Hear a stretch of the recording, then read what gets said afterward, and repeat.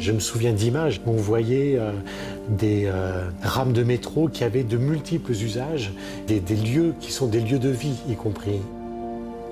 Et donc il y a un détournement, parce que je prends cet exemple, sur les moyens de transport, une réflexion sur les usages, là où moi je pensais vitesse, mobilité, desserte, et finalement l'usage n'est pas celui que ma génération anticipe ou perçoit. C'était ça l'idée de l'hyperlocal. C'était l'idée on se déplacera plus en voiture, mais on se déplacera plus non plus en transport en commun.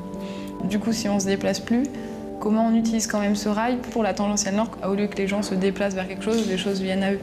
Et c'était le cas, par exemple, de faire un hôpital sur rail, par exemple, se déplacer, prendre un train qui est aussi un hôpital.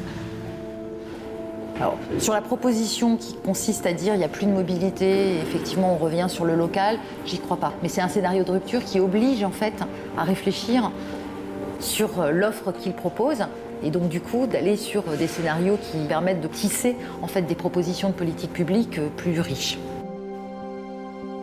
Pour moi, la métropole, c'est vraiment ce lien entre la grande mobilité et la rapidité de vie et cette volonté de ralentir aussi la vie et de refabriquer des lieux qui ont leur propre qualité.